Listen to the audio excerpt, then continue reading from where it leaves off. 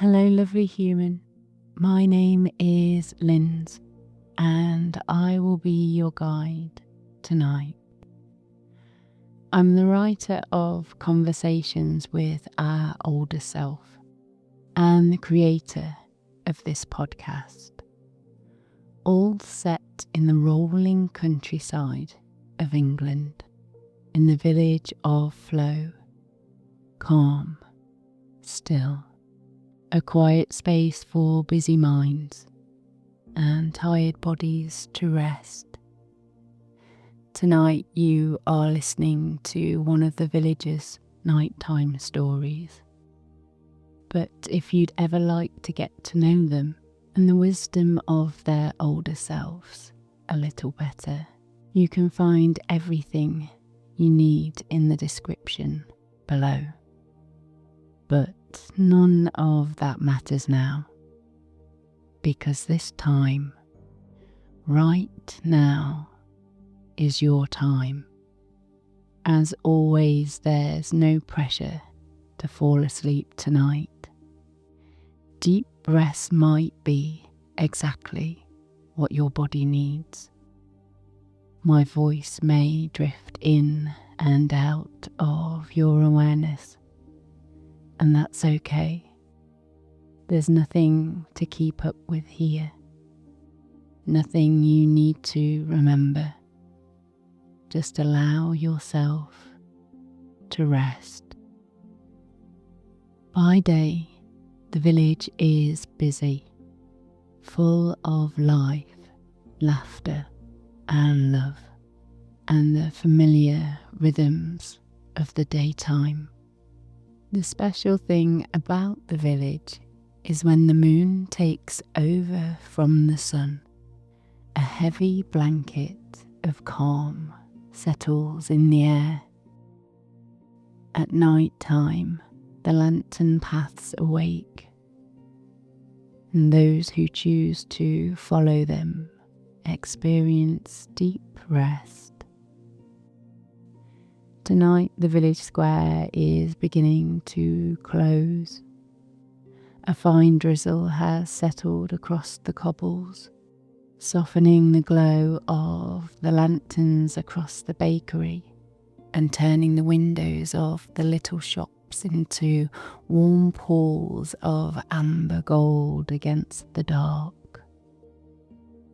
Near the corner of the square, tucked between the bookshop and the florist, a small lamp still glows inside of Salt and Cedar homeware.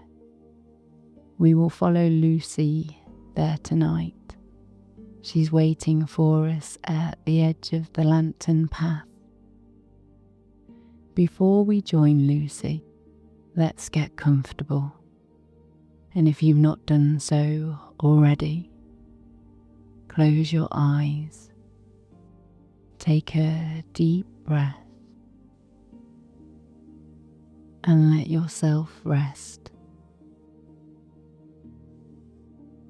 Allow the body to settle a little more heavily where you are now, perhaps softening the space between your eyebrows, softening your temples, relaxing your face, relaxing your shoulders. Notice the surface beneath you, the quiet support of it, the way it rises patiently to meet the body without needing anything back from you. The head,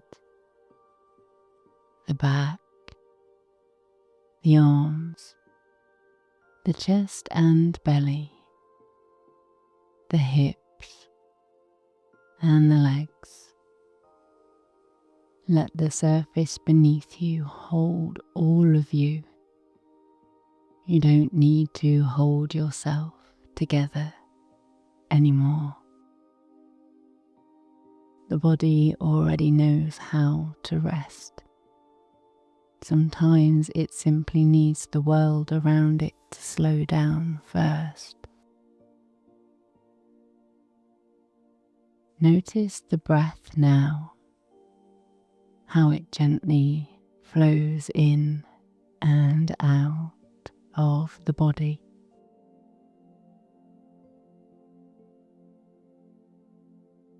And if it feels right, slow the breath down. Just taking a few rounds of breath in and out through the nose, where the exhale is slightly longer than the inhale. Perhaps you breathe in for the count of 3 and out for the count of 4 in your own time, at your own pace.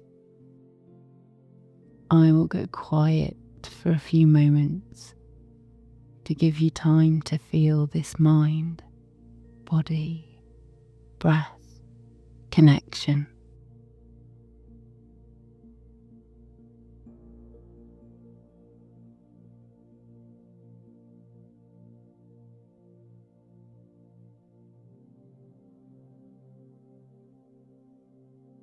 There, let's begin our journey. Lucy is waiting beneath the first lantern at the edge of the village. Its amber light rests gently over her coat, over the wet cobbles, over the fine silver drizzle floating through the evening air. The air is cool against her skin, a welcome contrast to the daytime heat that has long since faded from the stones. Behind her, the village is lowering its voice. The bakery has sold its final loaf of the day. Through the rain-speckled window, the last iron chair is lifted onto the last wooden table. The florist gathers the final buckets of flowers from the pavement. The cafe door opens once, then closes. Everything is dimming. Everything in the village is softening. Lucy walks slowly, her boots making soft rhythmic sounds against the damp ground. The lanterns glow above the path, suspended from curled iron brackets. Light, shadow, light again. Each pool of amber leads seamlessly to the next, creating a safe golden corridor through the darkness.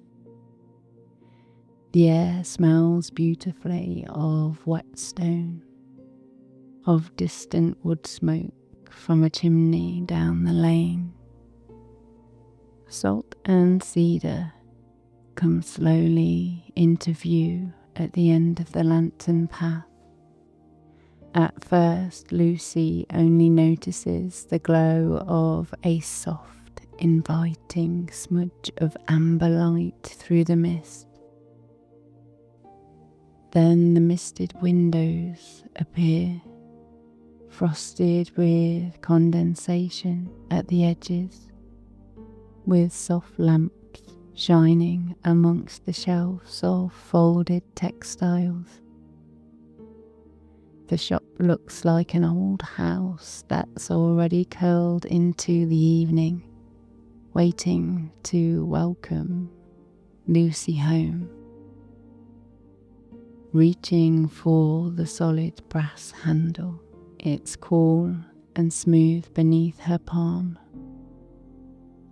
The door opens with a gentle sigh, Warmth meets her immediately, rolling out into the cool night air. It smells of rich cedar wood, of sweet honeyed beeswax, of heavy folded wool blankets, and sweet tobacco mixed with vanilla.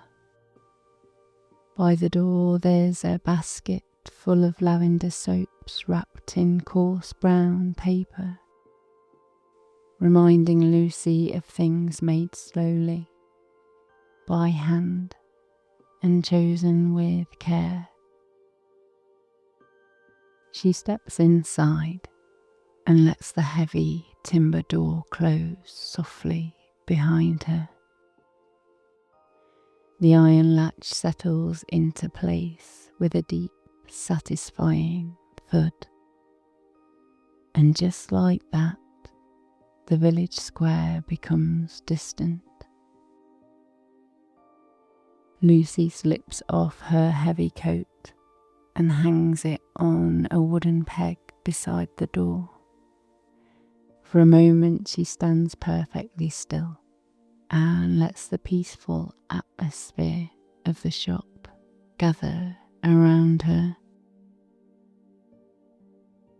Salt and Cedar is small, but it feels spacious in its quietness.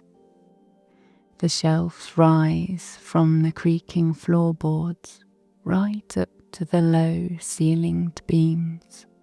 The wooden edges are worn smooth by time, showing the beautiful natural grain of the oak. The handmade ceramic mugs sit on shelves in uneven little groups. Some are wide and round, designed to be held with two hands on a cold morning. Some are tall and narrow. A few still show the subtle, gentle ridges where a potter's thumb shaped the wet clay on the wheel. The blankets rest in high folded piles, cream, soft grey, and deep forest greens. Low wattage lamps glow in the quiet corners of the shop, each one casting a small protective circle of warmth onto the wood below. Lucy walks towards the nearest shelf. One linen napkin has slipped slightly sideways from its neat stack. She notices it and smiles faintly. Then she smooths it back into place with the flat of her hand, aligning it neatly with the others.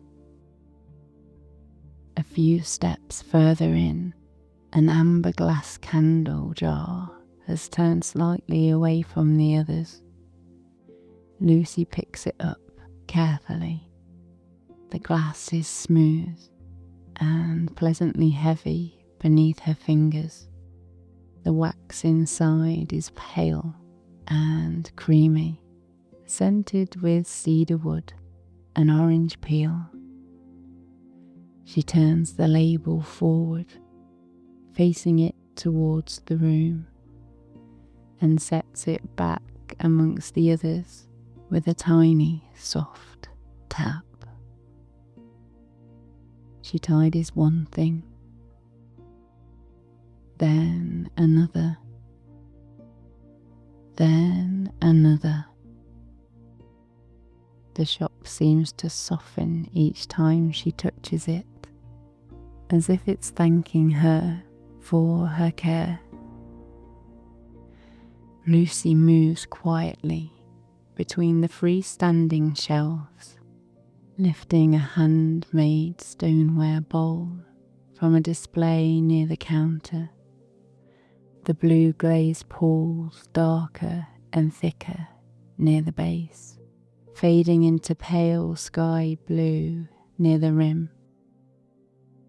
She runs her thumb once over the smooth rim, feeling a tiny, rough place where the glaze didn't quite cover the raw clay. She places it back besides the other two. Then she turns a small ceramic saucer so its painted sides face outwards. It features tiny blue wildflowers, almost too small to notice from afar. She notices the corner of a woven throw that has unfolded itself from the pile. She notices a hand-carved wooden spoon lying slightly crooked across a folded linen tea towel. She notices a small, heavy pair of brass scissors sitting just a little too close to the edge of the counter. Slowly, gently, she tends to them all. The throw is folded. The spoon is straightened. The scissors are moved safely back to the center of the wood. The shop is beginning to feel complete, like it's being put to bed and eased into the night. Lucy walks deeper into the back of the shop. The old floorboards creak softly beneath her feet, a low, comforting sound that breaks the silence in a rhythmic way. Creak, pause, creak, pause. Near the middle shelves, the air smells more intensely of spun wool, lanolin, and natural beeswax. The lamps are placed lower to the ground. A large willow basket of woolen blankets sit beside an old dark wooden chest. One heavy blanket has slipped loose, its fringed edge spilling over the side like a sleepy arm. Lucy bends down and lifts it carefully. The wool is thick beneath her fingers. She folds it once, then again, slowly, as though she is folding the evening itself into smaller, softer pieces. On a low oak table, a row of small lamps glow beneath the thick linen shades. One shade sits ever so slightly crooked. Lucy reaches out, making a tiny adjustment with 2 fingers. Somehow, that tiny movement, the light falls differently afterwards. It's softer, warmer. The whole corner seems to breathe out. Near the back wall, tucked safely between shelves of folded quilts and handmade down cushions, sits an old armchair. It's deep, wide, and soft at the edges, the colour of deep forest green. Besides it stands a tall, slender floor lamp glowing beneath a cream linen shade. A beautifully folded woolen blanket waits across one arm of the chair. She picks up the blanket from the armrest. The wool is soft and heavy in her hands. Then she lowers herself slowly into the deep seat. The thick cushions sink gently beneath her weight. The high back of the chair curves supportively around her body. The wide arms rise gently on either side, holding her in place. She draws the heavy blanket up over her legs,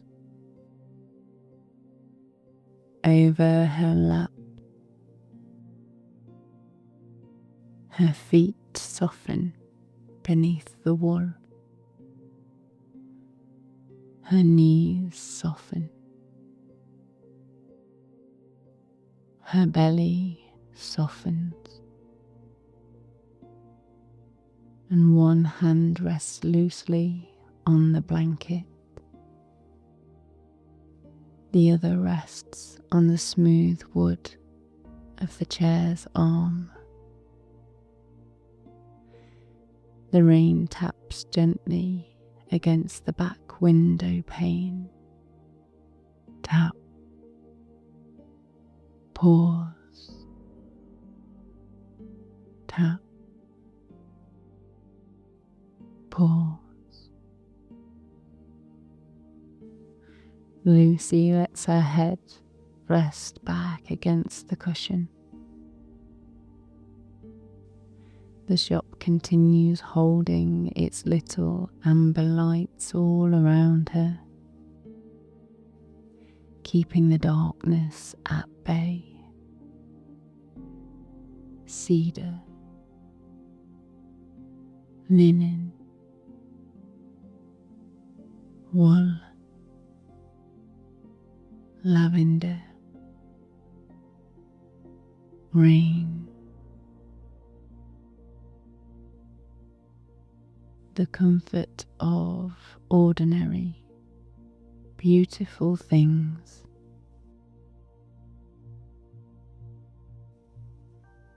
The lamp seems lower now,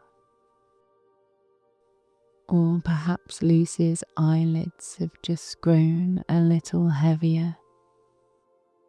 The edges of the wooden shelves begin to soften into the shadows. The mugs become soft, dark shapes. The blankets become blocks of muted colour. The candle jars become tiny, glowing pools of gold.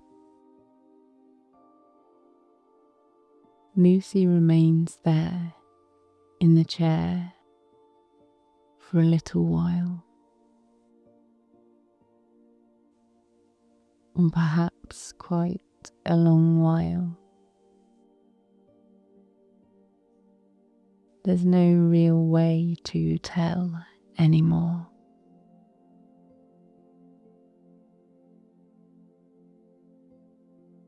Time feels completely different inside these walls. The blanket settles a little more heavily.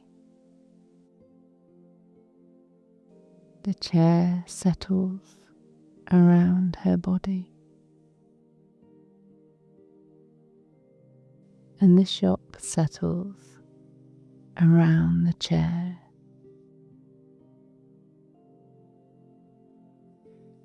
And beyond the fogged glass, the entire village settles too.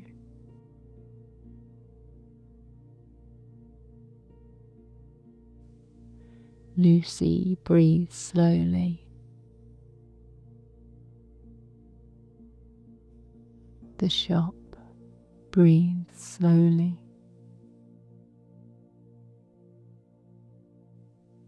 The village breathes slowly.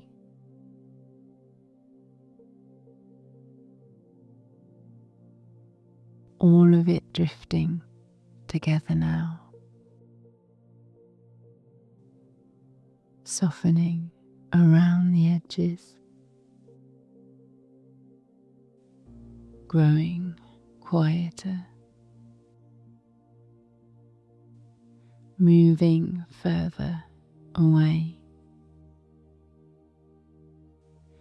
as though the whole shop is slowly disappearing into deep rest.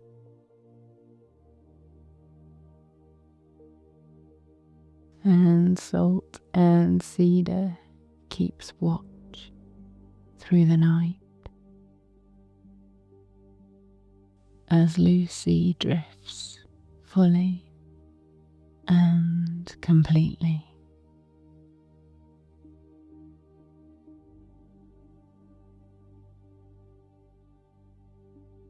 I'm going to drift away now.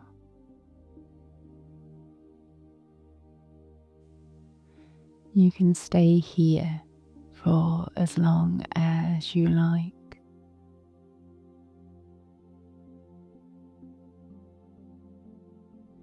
Or drift somewhere softer still.